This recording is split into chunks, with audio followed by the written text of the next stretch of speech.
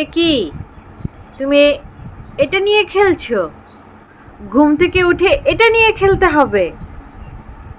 এটা দিয়ে কি হবে? ভিডিও বানাবে? তুমি ভিডিও বানাবে? দাও, আমাকে দিয়ে দাও, দিয়ে দাও, দিয়ে দাও, দিয়ে দাও। Thank you. দাও দাও দাও দাও দাও দাও দাও দাও দাও।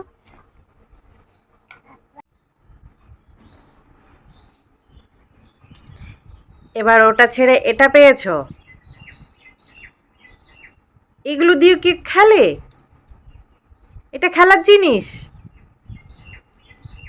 এটা খেলার জিনিস। তোমার খেলনাগুলো কই? দাও, দাও।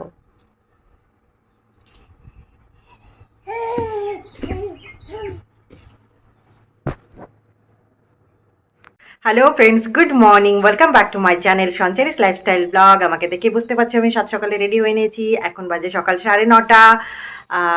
একটু দরকারি কাজ আছে, আর একটা বিশেষ দরকারি কাজ আছে, যেটা তোমাদের সাথে আমি পরে শেয়ার করব। তো চলো, আর দেরি না করে আজকের দিনটা কিভাবে কাটাচ্ছি সেটা তোমাদের সাথে শেয়ার করি। So let's get started.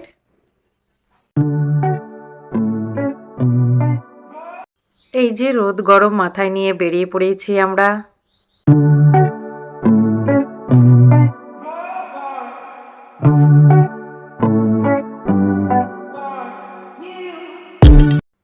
অনেক দিন বাদে এভাবে বাইকে হাওয়া খেতে খেতে বেরোলাম, বেশ ভালোই লাগছিল। কিন্তু ফ্রি পাওনা হিসেবে ছিল প্রচণ্ড রৌদ্রের তাত আর গরম হাওয়া, পুরো ঝলসে যাচ্ছিলাম। কিন্তু বেশ ভালোই লাগছিল তাও।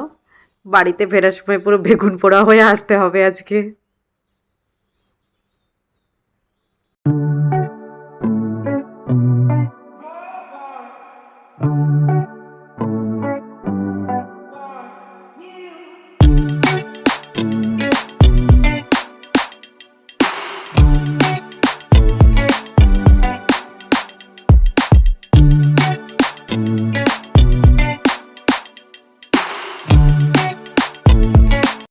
এই তো এখন আমরা দোকানে চলে আসলাম কেনাকাটা করব বলে। অনেক দিন বাদে এভাবে দোকানে আসলাম কেনাকাটা করার জন্য। আমরা এক দোকান থেকে আর এক দোকানে ঘুরে ঘুরে বেড়াচ্ছিলাম, ঠিক করে কিছু পছন্দ করতে পারছিলাম না। তার সব দোষ হচ্ছে অনলাইনের। অনলাইনে কেনাকাটা করলে এই হয়, মানে দোকানে এসে কিছু বুঝতে পারছিলাম না, কিভাবে কিনবো, কোনটা নেব, কালার কিভাবে দেখব। অনলাইনে এটাই দোষ। আর তবু ভালো লাগছিল, অনেক মানুষজন দেখছিলাম, জিনিসগুলো ধরে ধরে দেখতে পাচ্ছিলাম। আর হ্যাঁ, আর একটা কথা, আমার ধারণা একেবারে ভুল। আমার ধারণা ছিল যে এখন মানুষ আর দোকানে এসে কেনাকাটা করে না, সবাই অনলাইনে কেনাকাটা করে। কিন্তু না, এসে দেখছিলাম মানুষজন চারপাশে গিজগিজ গিজগিজ করছে। মানে মানুষজন এখনও দোকানে আসে। আমি এতদিন যেতাম না, এখন ভাবছি আমিও এখন দোকানেই যাবো কেনাকাটা করতে, আর অনলাইনে কিনবো না। ভালো লাগে না একা একা বসে বসে, বোরিং লাগে। এখন এখানে আসবো, লোকজন দেখবো, ভাল লাগবে। দেখো তোমরাই দেখো কত লোকজন কিভাবে কেনাকাটা করছে, আমার তো ভীষণ ভালো লাগছিল।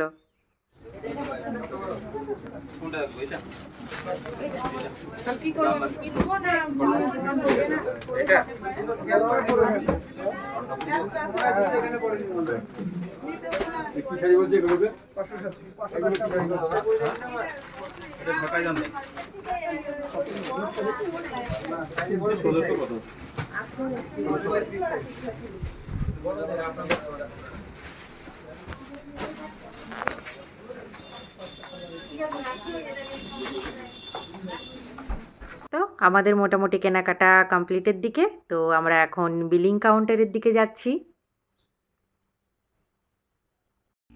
সমস্ত কাজ কমপ্লিট করে এখন বাড়ির দিকে রওনা দিচ্ছি। আর যাবার পথে রাস্তাঘাট, দোকানপাট, ভিড় ভাট্টা, বাজারঘাট যা দেখছি তাই ভাল লাগছে আজকে আমার। অনেক দিন বাদে এভাবে বেরোলাম, সেই জন্য বোধহয় আজকে একটু বেশি ভালো লাগছে। রোদ্রে পুরে ঝলসে যাচ্ছি, তবুও ভাল লাগছে, কেন কি জানি। আর এখন আমি একটু ঘরকুনো ব্যাং হয়ে গেছি, তো খুব একটা বেরোনো হয় না। আর বাচ্চাকে ছেড়ে বেরোবো সেটা ভাবতেও একটু কেমন লাগে। তাই বোধহয় অনেক দিন বাদে বেরিয়ে এরকম ভালো লাগছে। তো এবার থেকে ঠিক করেছি একটু একটু করে বেরোবো।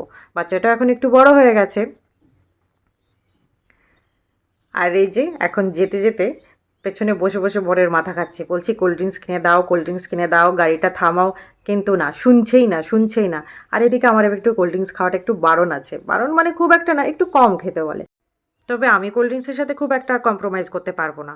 গরমে তো একদমই না, এখন তো শীতকালেও খাই। শীতকালের অভ্যেসটা ধরিয়েছে আবার উনি। উনি আগে শীতকালে খেতেন, তো আমাকে অভ্যেসটা ধরিয়ে দিয়েছেন। এখন আর ছাড়তে পারছি না। উনি ছেড়ে দিয়েছেন, তবে আমি আর ছাড়তে পারছি না। তাই অগত্যা আমার জন্য বাধ্য হয়ে কোল্ড ড্রিঙ্কস নিয়ে তবে বাড়ি যেতে দেবো। নাহলে যেতেই দিতাম না।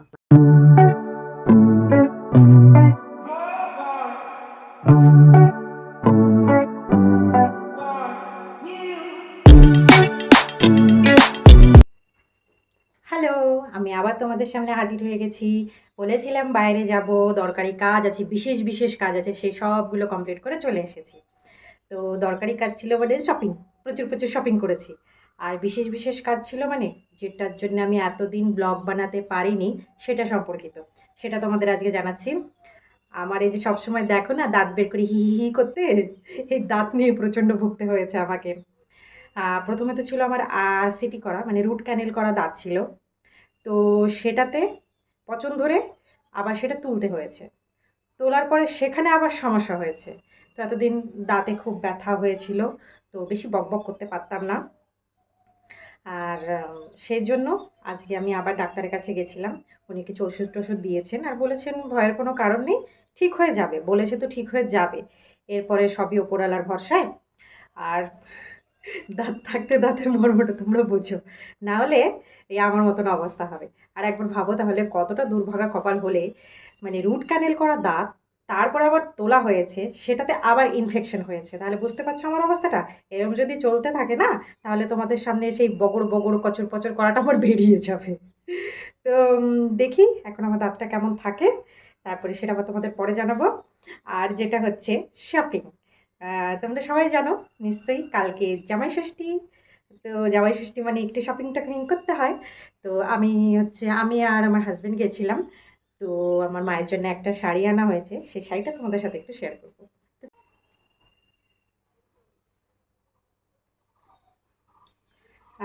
এই যে এই শাড়িটা আমার মায়ের জন্য কেনা হয়েছে। খুব সিম্পল, মা বেশি ভাইব্রেন্ট কালার পছন্দ করেন না। তো এই যে দেখো, মাকে এখনো দেখাইনি, তোমাদেরকে প্রথম দেখাচ্ছি। তো এটা বোধহয় আঁচলে পোষে না। আমি শাড়ি সম্পর্কে অত ভালো জানি না। আমার হাসব্যান্ড বলল এটা ভালো লাগছে, তাই আমি এটা নিয়ে চলে এলাম। তোমরা দেখে জানিও কেমন লাগছে। আর মা পরলে সেটা তোমাদেরকে দেখাবো, মাকে পরে কেমন লাগছে। এবারে আমি এটা আমার গায়ে ফেলে দিই। মায়ের শাড়ি মানে মেয়ের শাড়ি। তো মা পরবে একদিন, আমি পরবো ৩ দিন। তো তোমরা জানিও এই শাড়িটা কেমন হয়েছে। আর একটা জিনিস,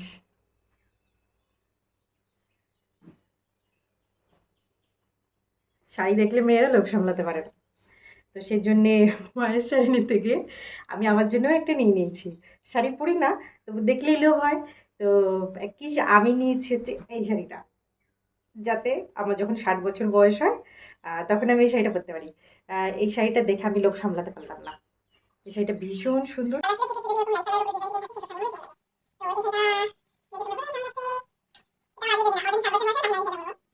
আরও কিছু শপিং করা হয়েছে, সেটা তোমাদের সাথে পরে শেয়ার করবো। আজকে সময় নেই আর।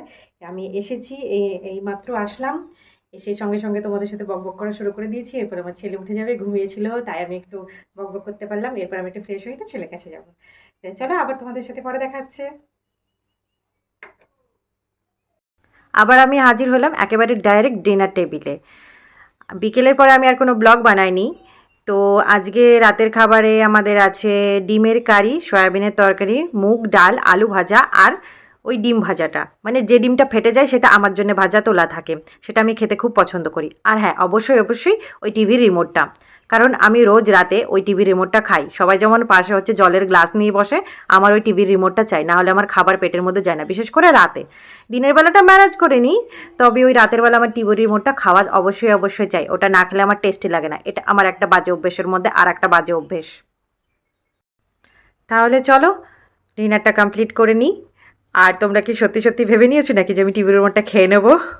জাস্ট একটু মজা করছিলাম। অ্যাকচুয়ালি কী বলো তো, আমি বিশেষ করে রাতের খাবারের সময় একটু টিভি না দেখে খেতে পারি না। এটা ভালো অভ্যাস খারাপ অভ্যাস আমি কিছু জানি না। জাস্ট আমাকে টিভি রিমোটটা হাতের কাছে রেখে টিভিটা দেখতে হয় আর খেতে হয়, নাহলে আমার গলা দিয়ে খাবার নামে না। মানে আমি খেতে পারি না, এটা অভ্যাস হয়ে গেছে ছোটোবেলা থেকে।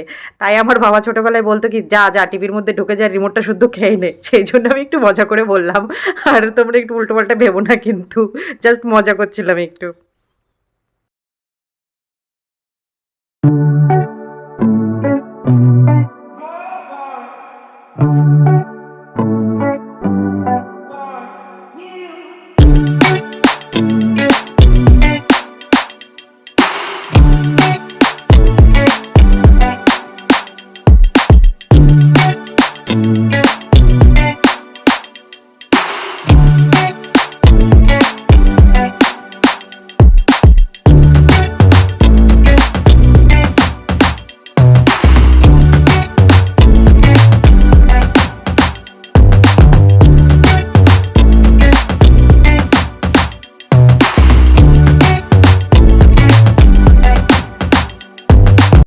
তাহলে আজকের ভিডিওটার এখানেই ইতি টানছি।